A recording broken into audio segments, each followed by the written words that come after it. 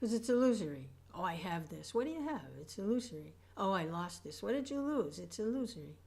You don't have anything. You don't lose anything. You're not born. You don't die. You don't get old. You don't get diseased. It just has to do with the material body, which is a temporary manifestation. It's a covering. It's not the actual self. So, one who remains steady in these difficult situations, then they're successful. Hare Krishna, Krishna Krishna, Hare Hare. Text 20. If one who is embarrassed by hunger, or who falls down or stumbles, chants the holy name of the Lord even once, willingly or unwillingly, he's immediately freed from the reactions of his past deeds. Karmis entangled in material activities face many difficulties in the practice of mystic yoga and other endeavors to achieve that same freedom. Look at the power of the holy name. If one who is embarrassed by hunger, or who falls down or stumbles, chants the holy name of the Lord even once, willingly or unwillingly, he's immediately freed from the reactions of his past deeds. Karmis, entangled in material activities, face many difficulties in the practice of mystic yoga and other endeavors to achieve that same freedom. Nice purport here, nice commentary. Srila Prabhupada. It is not a fact that one has to offer his material possessions to the Supreme Personality of Godhead and be liberated before he can engage in devotional service. A devotee automatically attains liberation without separate endeavors. Bali Maharaj did not get back all his material possessions merely because of his charity to the Lord.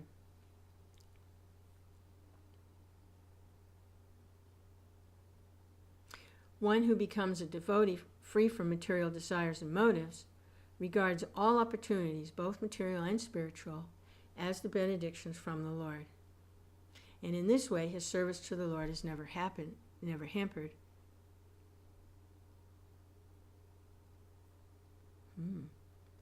Yeah. Free from material desires and motives, regards all opportunities, both material and spiritual, as benedictions from the Lord. Whatever it is coming from Krishna. And so a devotee sees Krishna everywhere, whatever the situation. Didn't make any judgment or feel cheated or disappointed. They have no expectation other than whatever it is, it's coming from Krishna. That's the only expectation. Whatever it is, whatever situation dealing with, it's coming from Krishna. Oh, I was expecting something else. Oh, I worked so hard to achieve something else. Missing the point. Missing the point. The results are up to Krishna.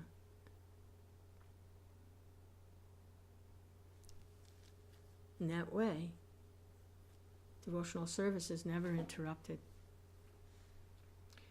Bhukti, material enjoyment, mukti, liberation, are only byproducts of devotional service. A devotee need not work separately to attain mukti, liberation. Bilva Mangal Thakur said, Mukti Swayam, Mukti Li Tananjali Sevate Shman. A pure devotee of the Lord does not have to endeavor separately for mukti, because mukti is always ready to serve him. In this regard, Chaitanya Charitamrita describes Haridas Thakur's confirmation of the effect of chanting the holy name of the Lord. Ke habale namahaite haya papashaya, ke habale namahaite jivara mokshahaya.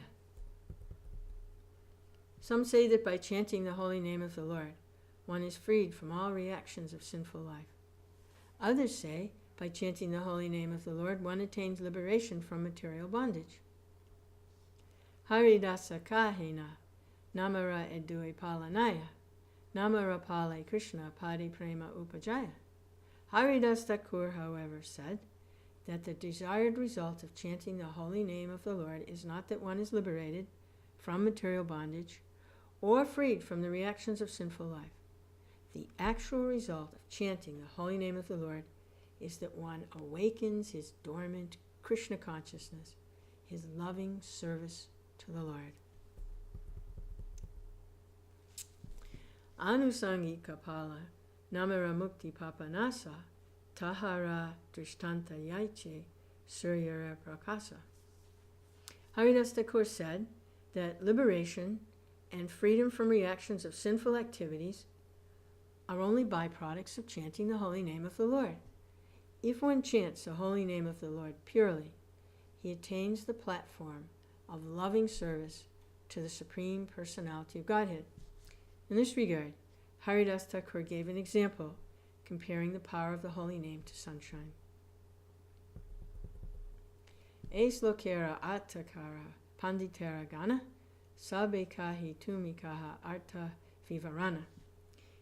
He placed a verse before all the learned scholars present, but the learned scholars asked him to state the purport of the verse.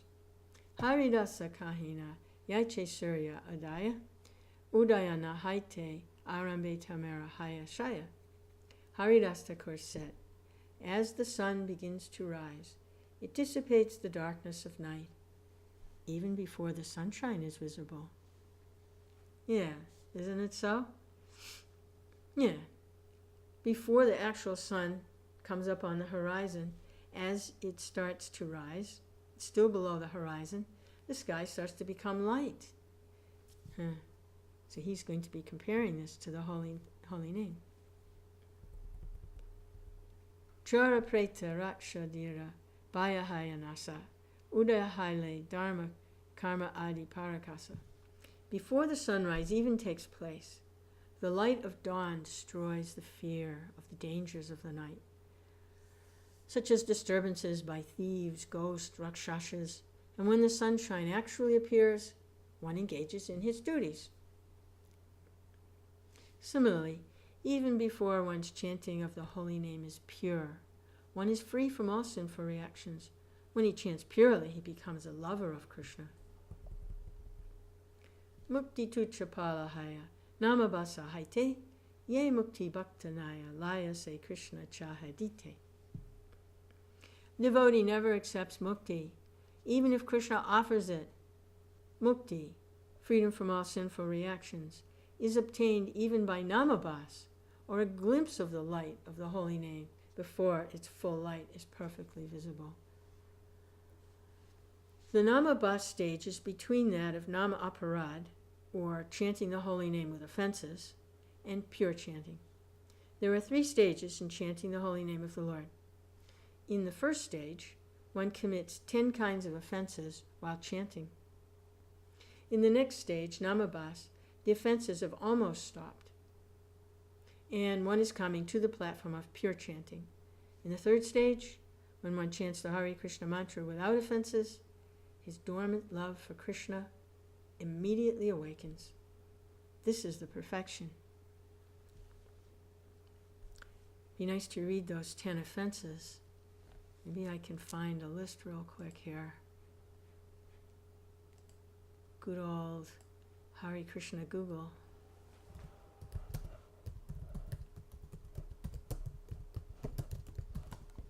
Let's see, 10 offenses. Chanting the holy names. Okay, there they are. And I guess we'll just run right through them. So this is the first stage of chanting Hare Krishna. This is the offensive stage. And then, second stage that's being described is namabhas, where it's between offensive and pure chanting, and the offenses are starting to minimize. They're still there a little bit, but they're starting to be cleared away. And then pure chanting is when one immediately, their love for Krishna awakens, when they reach pure chanting. So these are the 10 offenses to blaspheme the devotees who have dedicated their lives for propagating the holy name of the Lord. Now, to blaspheme the devotees who have dedicated their lives for propagating the holy name of the Lord, it doesn't say that they're pure devotees. And it doesn't say that they fully dedicated their lives. But it says that they have dedicated their lives for propagating the holy name of the Lord. So that's the devotees that take part in the Sankirtan movement. They're dedicating their lives to spreading the holy name of Krishna. They may or may not be pure devotees in the sense of like Uttama Adhikari. May not even be Madhyama Adhikari. It may just be following instructions without any kind of realization yet, but just going because they're in good association and they're hearing the messages of Godhead and they have some desire to want to help spread propagating the holy name of the Lord. So to blaspheme such persons and then to try to chant Hare Krishna, it's one of the offenses. So that's the first offense, how serious that is. 2, to consider names of demigods like Lord Shiva or Lord Brahma to be equal to or independent of the name of Lord Vishnu. The demigods are part and parcel of the Lord, and they're also jiva souls. They're very pious. They perform a lot of very, very pious and ritualistic activities to reach that birth, to be one of the demigods. But they're not Vishnu Tattva. And so the names of the Lord and the names of these jiva tattvas is not on the same level. They're to be respected because they're very empowered servants of the Lord, managers of material affairs. They're very, very powerful living entities on behalf of the Lord. But they're not Vishnu Tattva. So they're not actually incarnations in that category of Vishnu incarnation. So to consider their names, to not have any connection with the Lord, that somehow they're powerful without being connected to the Lord, when they are in fact part and parcel of the Lord. They're like his limbs, compared to his limbs for managing the material universe. Or on the same level, that's an offense. The names of the Lord, Lord Vishnu's names. 3, disobey the orders of the spiritual master. The spiritual master is the link back to Godhead, back to Krishna. So his orders, they should not be disobeyed, especially if he gives some direct orders to those that are trying to serve him directly. They are offenses. This is what holds the devotee back from chanting Krishna's name purely, is to disobey the orders of the spiritual master.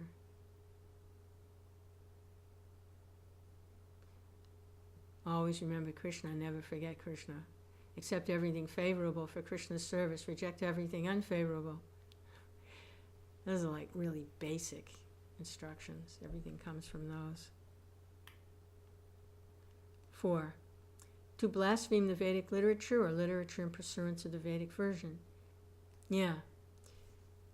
This 5th canto that we're reading from was a big stumbling block for a lot of devotees, because the descriptions of the universe are very, very different from the material scientist descriptions, mechanical measurings of the material energy. The descriptions in the 5th canto of the Bhagavatam, especially, they're coming from the platform of spiritual energy, not material energy necessarily.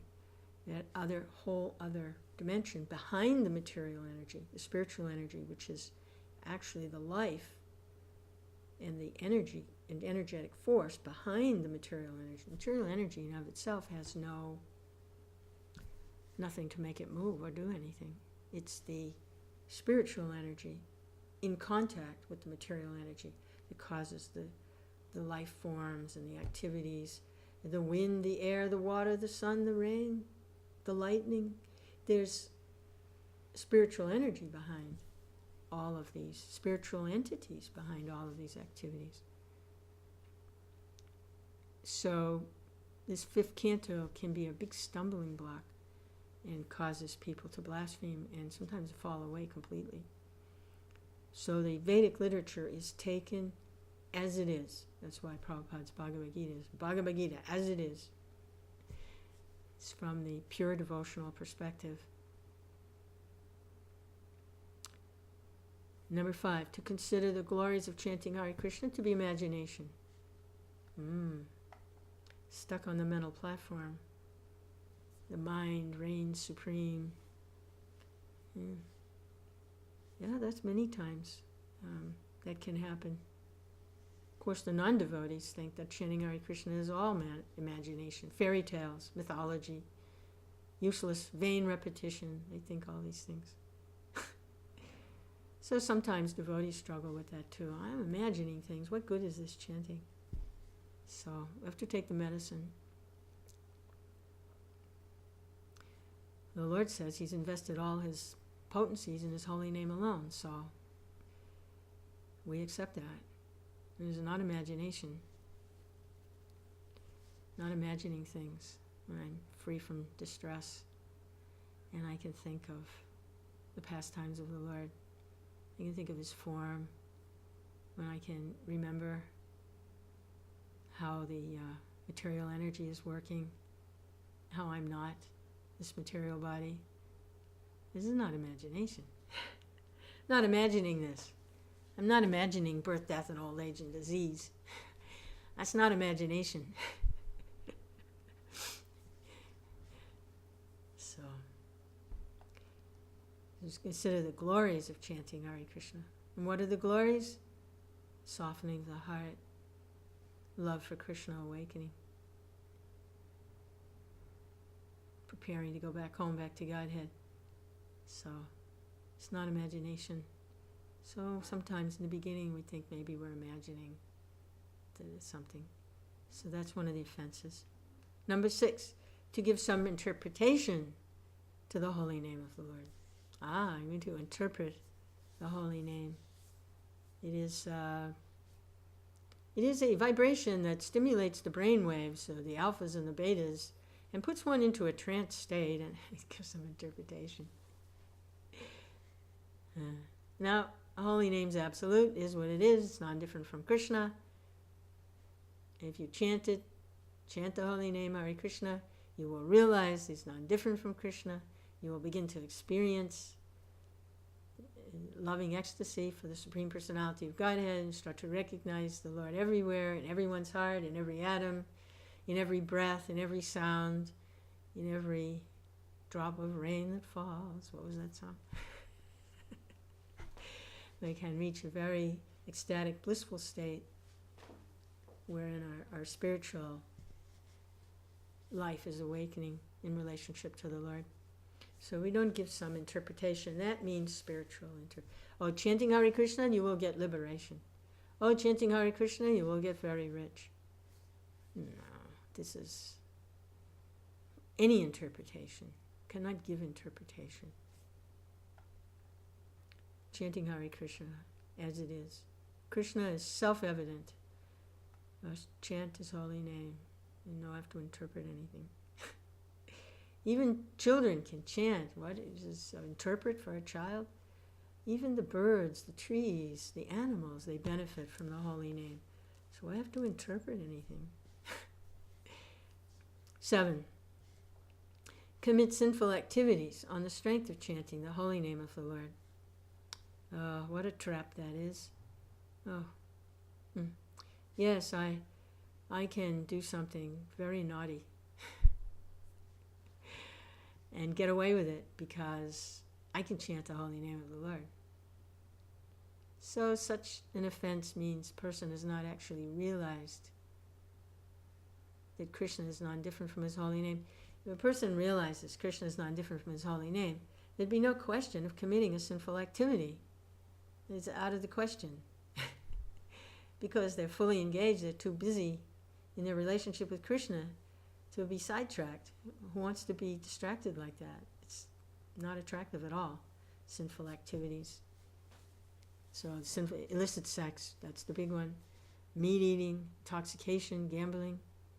Oh, I can do these things and then I'll go chant Hare Krishna and get purified. That's not what Hare Krishna chanting is. But if a person is stuck like that, by all means, do not stop chanting. And perhaps what that person is looking for in these sinful delights is Krishna. So we know Prabhupada gave that little example for the alcoholic.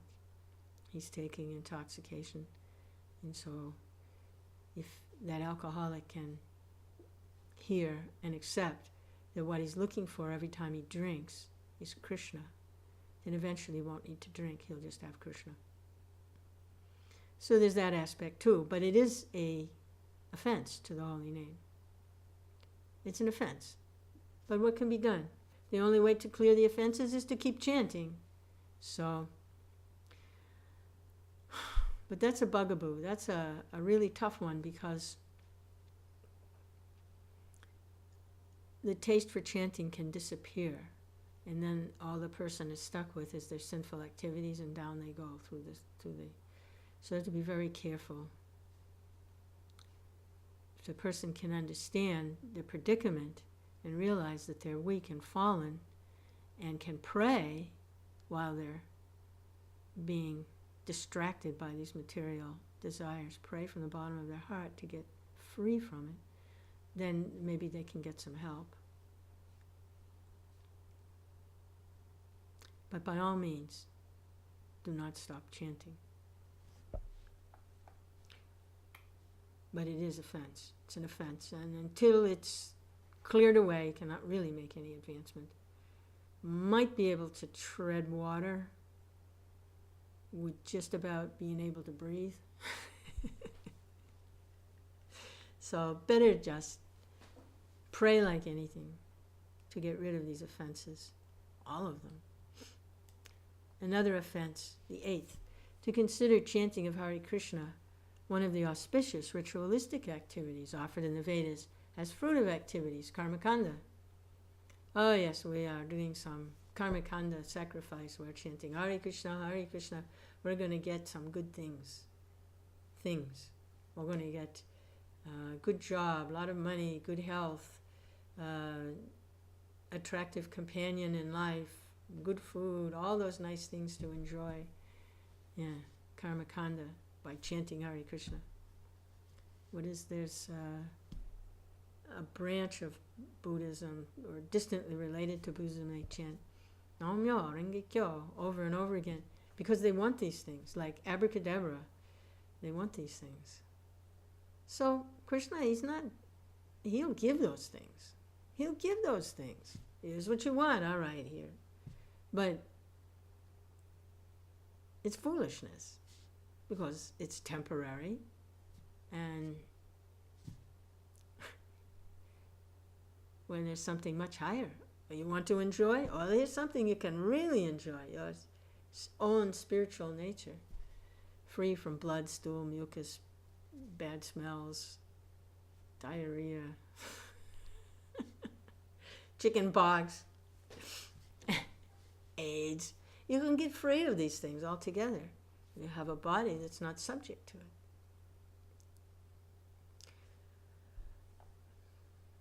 So, to chant Hare Krishna just for karmakanda, that's offensive, that mentality. Because to chant Hare Krishna is to reawaken our loving relationship with Krishna, and to become conscious of Krishna and glorify Krishna, and be with Krishna eternally, never leave Krishna. Always with Krishna, no matter what.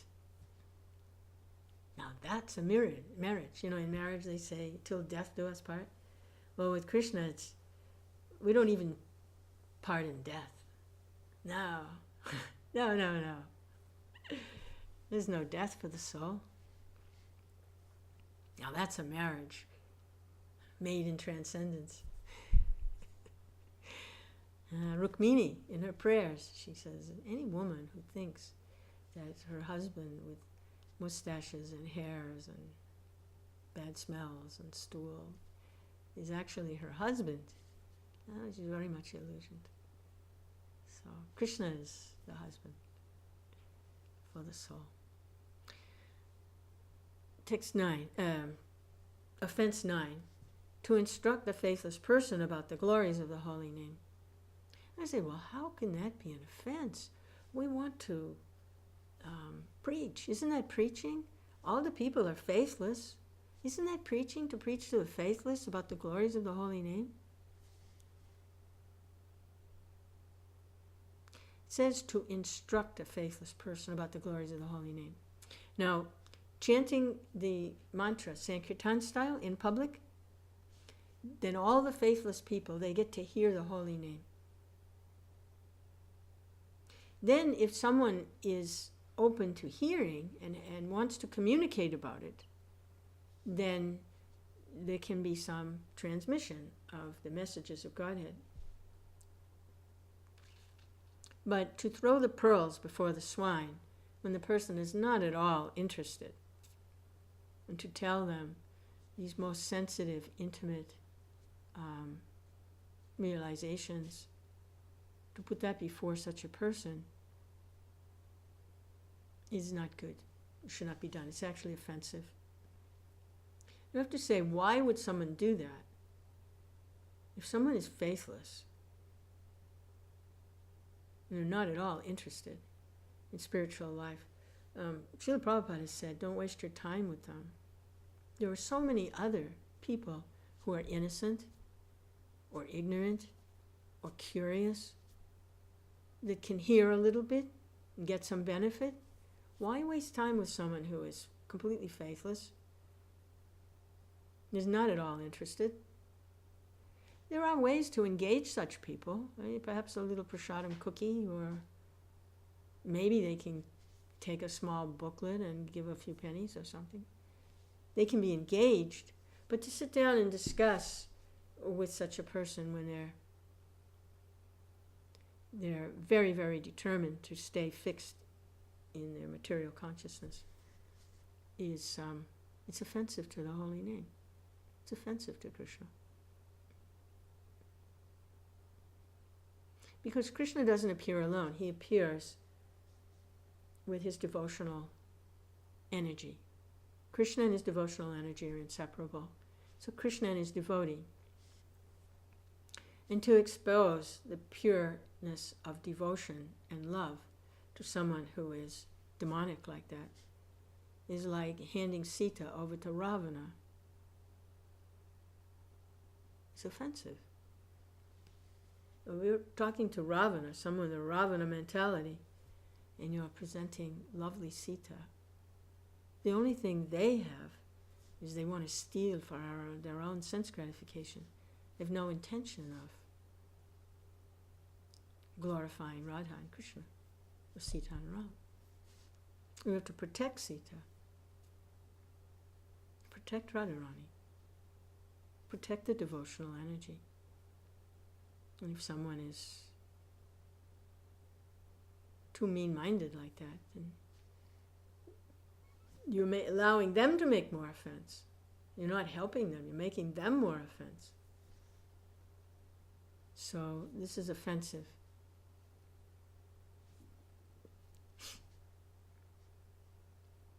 We have to get past that. There are many, many, many, many, many people who can hear a little bit, who are not so demonic that they can't appreciate devotion and devotion to the Lord.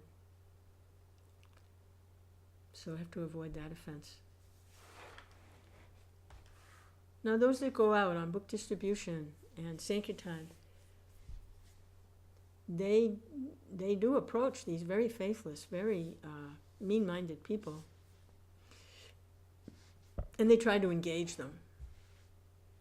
That's why that little saying, Prabhupada's saying, what your 3-minute talk will do, get them to take a book, because these are these faithless persons. if they can be engaged, take a little book, maybe Beyond Birth and Death, or for whatever reason, perhaps they would like a Bhagavad Gita. It's a classic that they may not have seen. Let them take a Bhagavad Gita. Or even maybe they like the pictures, Srimad Bhagavatam. So, but to try to instruct them at that point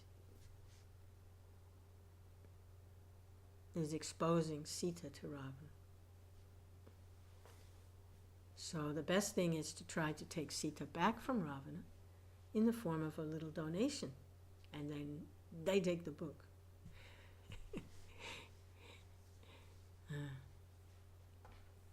Lakshmi, Sita is a manifestation of Lakshmi Devi. Or Lakshmi Devi is a manifestation of Sita, goddess of fortune. 10th offense, to not have complete faith in the chanting of the holy names, to maintain material attachments even after understanding so many instructions on this matter. To not have complete faith in the chanting of the holy names. So we're getting toward some of the last offenses here before actually getting into the pure stage. Because until one has complete faith in the chanting of the holy name, then they still have this 10th offense. They're dealing with it. They don't have complete faith in the chanting. And to maintain material attachments. So the two go together. If you don't have, person doesn't have complete faith in the chanting of the holy names, and you know they've got maintaining some material attachment, even after understanding so many instructions on the matter. So they're all there when we first begin, and they hang around for a while, all 10 of them. And gradually they're cleared away and become purified. Gradually. And we begin to have complete faith in the chanting of the holy name. And we stop maintaining our material attachments, they subside. And then we can reach the pure stage. This is a little note here. Remember that even if one feels they are being offensive, there's no need to stop chanting. By trying to chant sincerely and serving the spiritual master, we may be purified of our offenses and may be able to chant purely. So, chant Hare Krishna. Be happy.